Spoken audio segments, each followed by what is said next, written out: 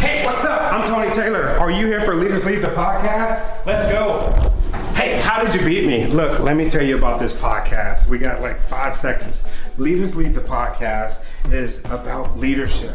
Not just the leader without, but the leader within. All of these leaders that I'm talking to across the country, well, across the world now, they have one thing in common, and that's that they have overcome some insurmountable obstacles to get to where they're at today. Come on, let's go.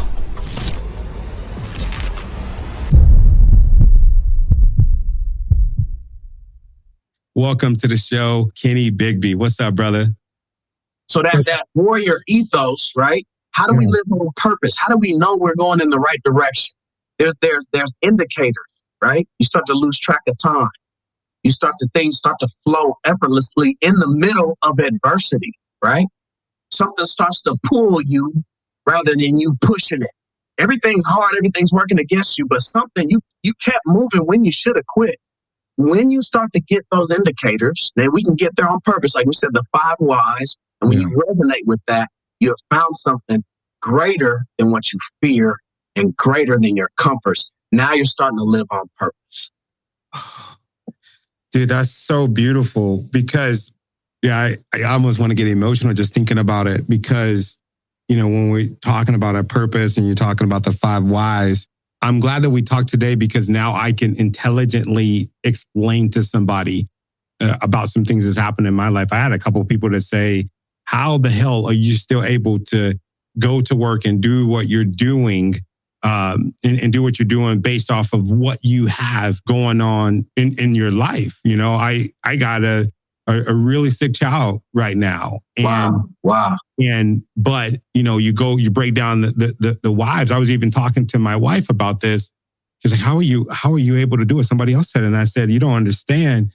This is what's making me want to do it even more. Because if I'm looking at, I'm looking at the bills for it. I want to make sure that my kids have the proper care, and something is being pulled out of me that I don't even understand. I've never freaking seen it before in my life. I mean, I'm talking about to the point where I'm waking up at 3 and 4 o'clock in the morning and I'm working on different strategies and I'm writing them down and I'm freaking executing them, like growing inside of my mind, dude, probably like within the last month, way more than I ever could fathom. So so am I getting this right? That's what you're saying is the heart part. Yeah. It's the, and that's what Jordan Peterson's describing. That when you lose track of time, when you lose track of time and space, what that is the synchronicity. That's what the vagal nerve and vagal reaction is. It's the synchronicity, or you can use another word, the optimization of all your tools. Wow. Rather than one.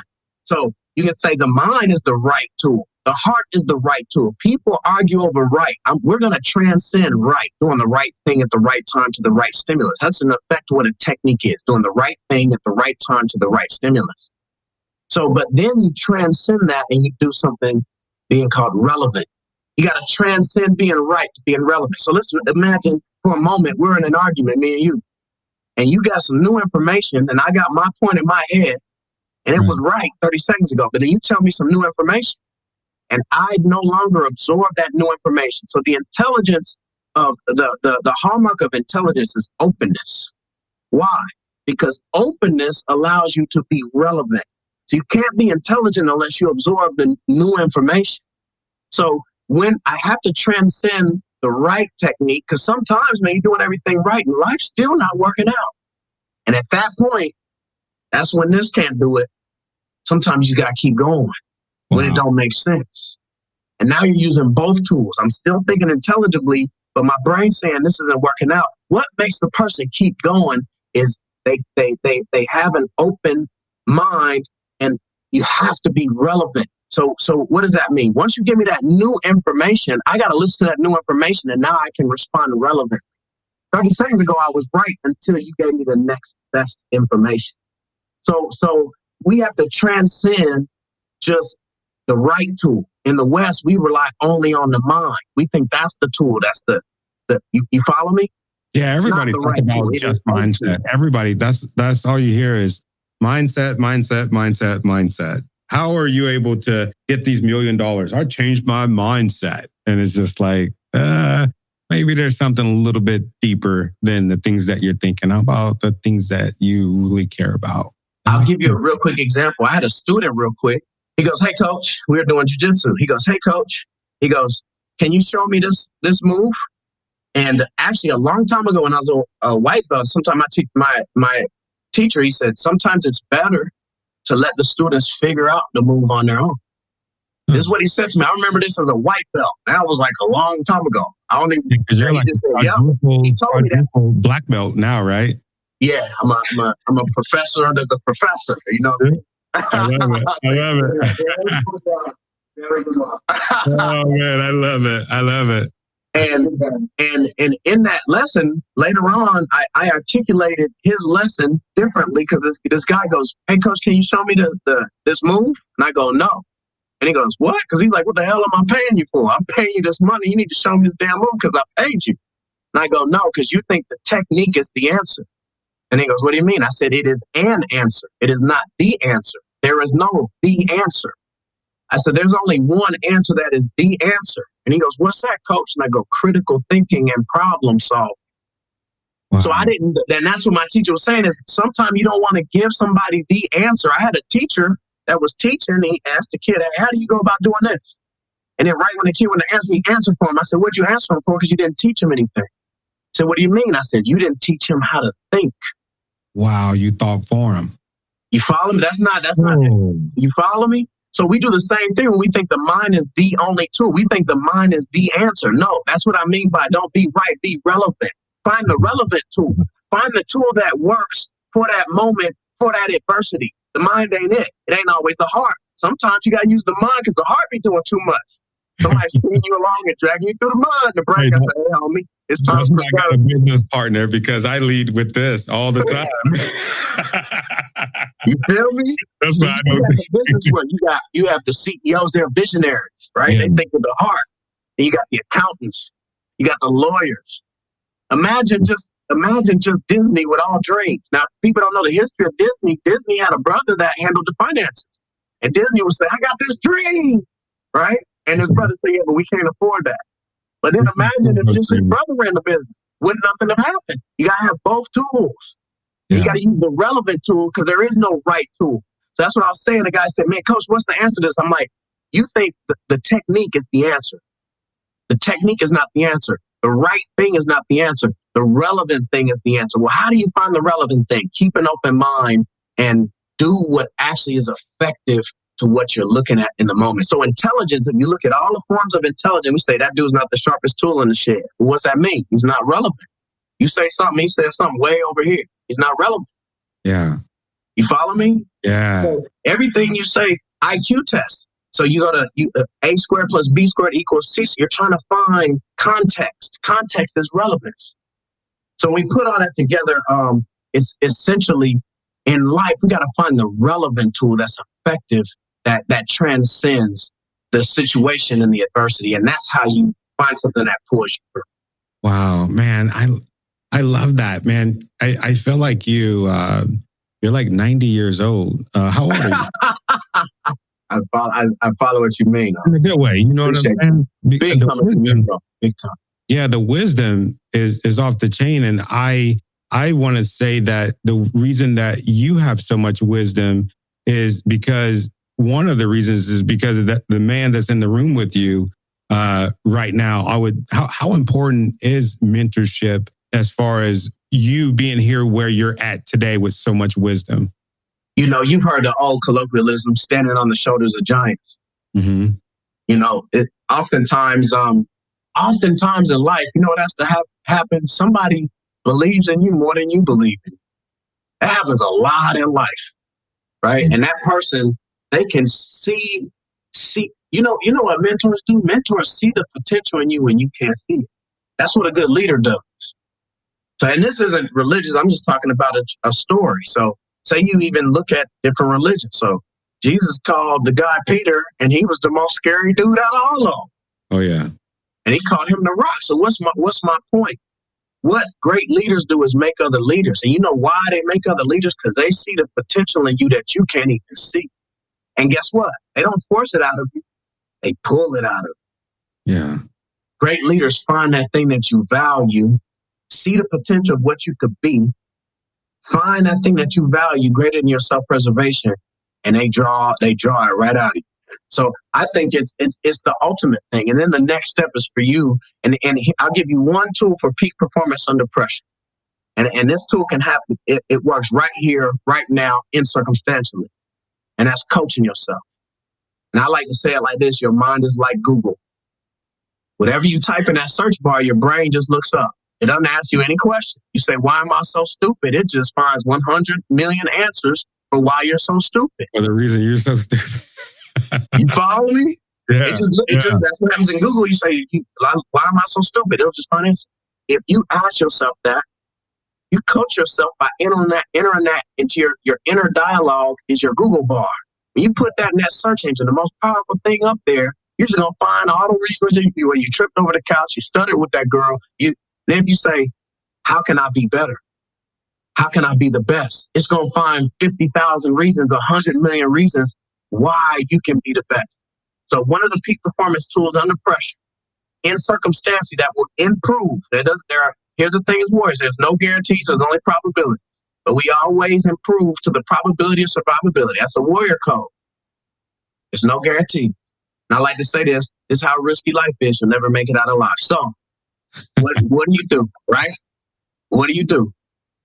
You enter everything in your Google search bar that empowers you to become your best self.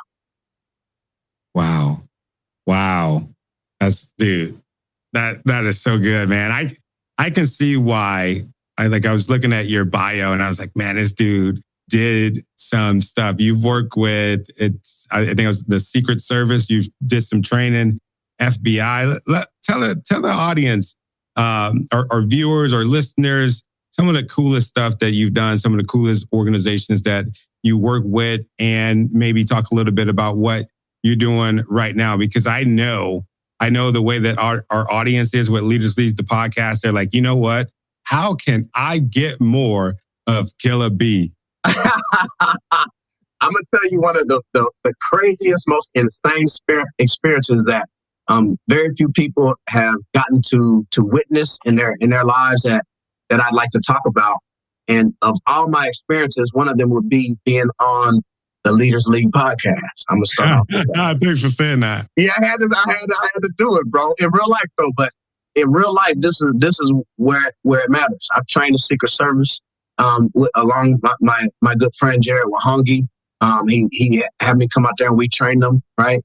Man, I got to hang with David Goggins and run the beach with David Goggins, New York Times bestseller, right? I've done all of that. I've hung with let me tell you a real quick story and I'll wrap this up about Bill Brown. Take your time.